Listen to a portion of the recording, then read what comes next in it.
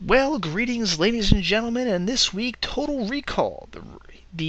Well, some are calling remake, some are calling different interpretation of Philip K. Dick's classic sci-fi tale, We Can Remember It For You Wholesale, has come out. And what do I think? Well, for those of you that are fans of the 1990 Paul Verhoeven movie, you're going to say that one was better, because it is. Paul Verhoeven was a hard R. Paul Verhoeven's version was a hard R, full of that 90s, really 80s, and a little tiny bit, a sliver of the 90s action era that was the Arnold action era, or the Chuck Norris action era, or the how many other big time action guys who are now in the Expendables action era. However, taken on its own, it's not a bad PG-13 action film. There's plenty of action. It's still interesting to watch, and the visual style is a little refreshing. I'm happy that there's actually now like white stormtrooper type guys running around, because I was really getting tired of every science fiction movie having guys dressed up in black. I know it's odd that I'm going off on that of all things, but it's actually really refreshing that they decided to take a different visual style by having the guys wear basically all white. Even the robots basically all in white, although there are guys in black uniforms too, but the majority are in white uniforms, and that's a nitpick for me. Overall performances are, I would say, mundane. And no, I don't want to use the word mundane. I should use the word acceptable. They're fine. Bill Nye, you're kind of wondering why he's here. I guess Len Wiseman, he owed Len Wiseman a few bucks and was like, I'll be in your next movie, alright? However, Colin Farrell does a fine job of kind of looking confused, unsure of why, what his memory is, all that fun stuff. And since he's the main character, that's the important part.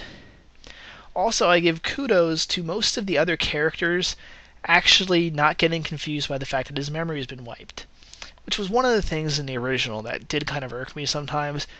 Even though people knew that he had a mind wipe, they seemed frustrated in not understanding that his mind was wiped. In this one, as soon as Melina goes, "Oh, your mind's wiped? You don't recognize me? Oh, okay, we'll explain everything later." It's a little bit more of a realistic interpretation, or at least understanding. Though Bryan Cranston was kind of fun as Cohagen, although he doesn't give the same over-the-top performance as the '90 version. Still, it's fun to see the guy in a movie. As for special effects, they're acceptable and to be expected for a summer blockbuster. A lot of CGI, but at the same time, there is a good amount of practical effects and a good amount of set work in here. Some of the sets you can tell are quite large and elaborate, and it's nice to see that type of authenticity. After all, I don't expect there to be an actual flying car chase scene done live, although of course there is some segments that are done live. And I suppose the robots are appropriately done with CG. At least the police officers that are with them are not walking around in, well, how should I put it? Are not also CG with the clone trooper effect. The plot, though, has some plot holes, but at the same time, you have to question, are those actually plot holes? One of the great advantages of a Total Recall and its plot and everything is when there's ludicrous stuff happening in the screen, you really can't call it on that because, well, that might be the point. After all, the point of the movie is you're not sure if this character is actually a spy or if this is just fake memories of a spy. That would, of course, be done in the style of an over-the-top action film. So any plot holes that there are really hard to call because that could be actually part of the plot going, aha, this might be a fake. However, they really don't point to that often. And I think the movie leaves you more with the having your questions being answered as, yes, this is real. Although they give a little possibly hint at the end that it might be fake. It's debatable. However, I still recommend the film as just a basically generic action film. If you haven't seen the first Total Recall movie, then you might be intrigued a bit with the plot, and therefore I recommend you don't see the first movie and see this, because you might actually then enjoy this, and after you see this, see the Paul Verhoeven film. And you probably will then like both films. I think that's just about it for the evening.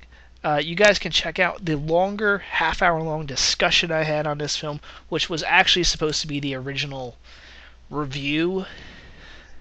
However, I don't like to have anything that's a review that's over 5 minutes in length, or over 10 minutes in length. Therefore, the actual first recording has now become the discussion. This is my short review. Notice there's been no spoilers. There are spoilers in the review, so if you want a little bit more detail, go check that out. So, hasta luego, everybody. Please subscribe if you enjoyed.